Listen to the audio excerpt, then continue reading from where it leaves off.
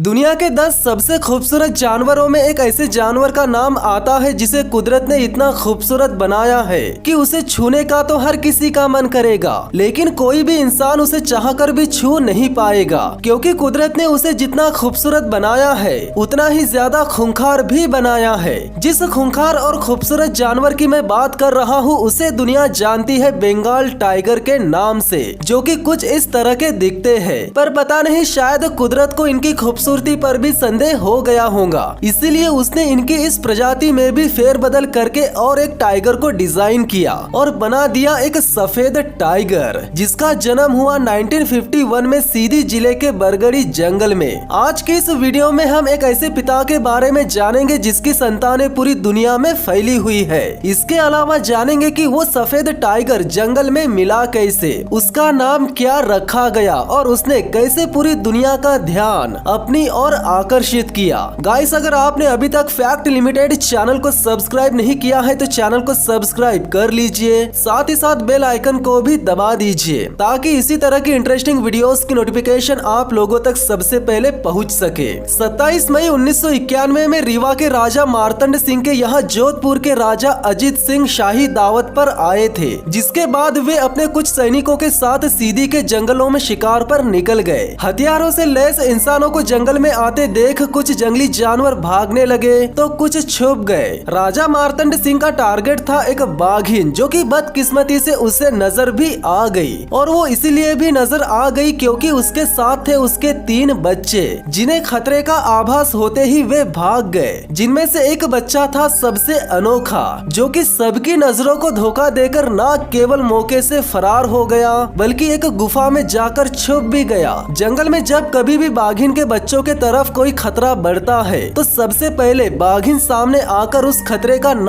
केवल सामना करती है बल्कि उस खतरे का मुकाबला करके उसे भगाने की कोशिश भी करती है, और यहाँ पर भी इस बाघिन ने यही किया, जिसके चलते राजा मार्तंड सिंह को उसे खत्म करने का एक अच्छा मौका मिल गया और उसने इस मौके का फायदा बखूबी उठा लिया। यानी राजा ने अपने बच्चों को बचाने के लिए सामने आई माँ को बेरहमी से खत्म कर दिया। बाघिन के असहाय बच्चे इस डरावने मंजर को देखने के अलावा कुछ भी नहीं कर सके। माँ के मर जाने के बाद बच्चे वैसे भी जंगल में सरवाइव नहीं कर पाते। इसके बावजूद भी राजा ने उन 6 महीनों के 2 नन्हे बच्चों पर भी रहम नहीं किया और उन्हें भी मौत के घाट उतार दिया। जिसके बाद बचा था एक अनोखा बच्चा, जो कि भगदड़ के दौरान अपने 2 भाइयों से अलग हो गया था। राजा मार्तंड सिंह जानता था कि एक और बच्चा जिंदा है जिसे भी मौत के घाट उतारना है। कुछ देर बाद जब ये लोग उस बच्चे को मारने के लिए उसकी खोजबीन करने लगे और जब इन लोगों की नजर इस अनोखे बच्चे पर पड़ी तब सब के सब इस 6 महीने के बच्चे को देखते ही रह गए। उसकी आंखें नीली थी, उसका फर दूध जैसा सफेद और शरीर पर काली धारियां,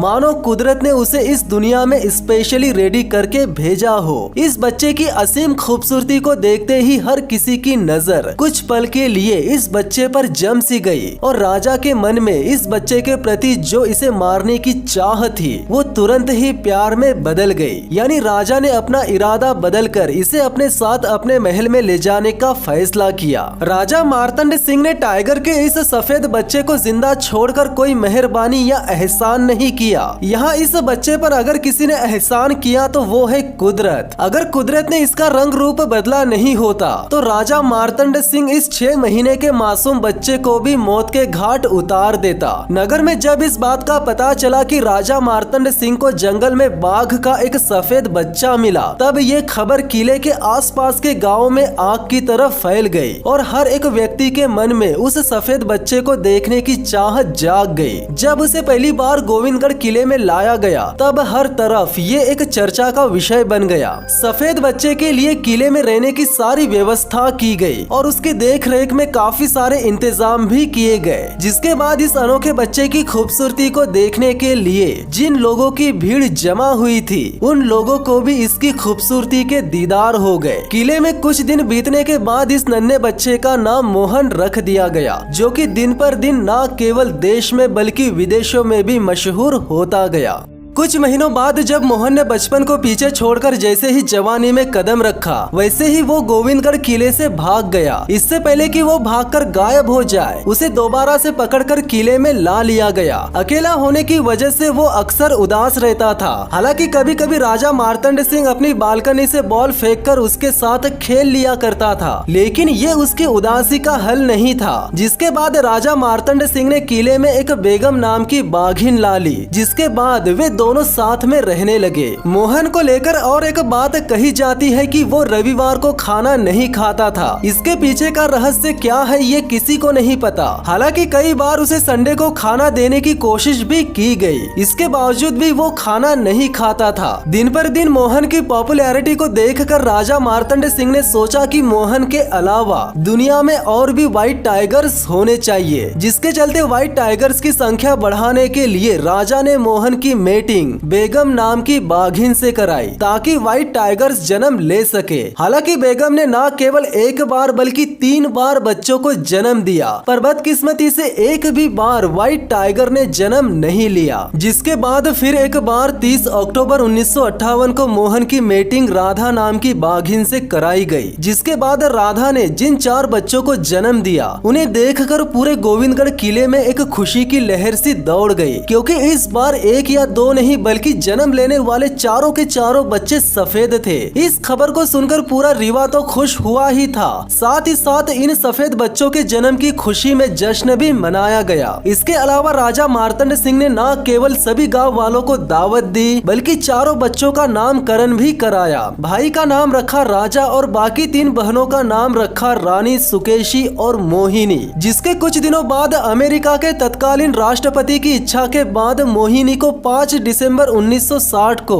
अमेरिका ले जाया गया, जहां पर व्हाइट हाउस में उसका भव्य स्वागत भी किया गया। मोहिनी के जाने के बाद राजा और रानी को भी दिल्ली के जू में भेज दिया, और जो सुकेशी बची थी उसके बड़े होने के बाद अपने ही पिता से उसकी ब्रीडिंग करवा दी गई। अपने पूरे जीवन काल में मोहन ने 3 बाघिनों से मेटिंग की, जिन्होंने टोटल 34 बच्चों को जन्म दिया। उनमें से 21 सफेद बच्चे थे और बाकी के नॉर्मल थे। फिर वो दिन भी आया जब मोहन को इस दुनिया को छोड़कर जाना पड़ा, यानी दिसंबर 1969 में बुढ़ापे के चलते मोहन की मौत हो गई। मोहन की मौत के बाद कई घंटों तक महाराज एकांत में चले गए। उस दिन रीवा में राजकीय शोक घोषित किया गया था। बांधव गद्दी के राजसी ध्वज में मोहन का पार्थिव शरीर ढका गया, बंदूकें झुकाकर सलामी दी गई और हिंदू रीति रिवाज के हिसाब से मोहन का अंतिम संस्कार किया गया। गोविंदगढ़ टाइगर किले में मोहन का जो आखिरी वंशज बचा था उसका नाम था विराट। तो दोस्तों ये थी सफेद टाइगर मोहन की सच्ची कहानी। इन्फॉर्मेशन अगर अच्छी लगी हो तो वीडियो को लाइक कर लीजिए, साथ ही साथ चैनल को सब्सक्राइब करके बेल आइकन को भी दबा दीजिए। तो मिलते हैं बहुत ही जल्द नेक्स्ट वीडियो में, तब तक के लिए धन्यवाद।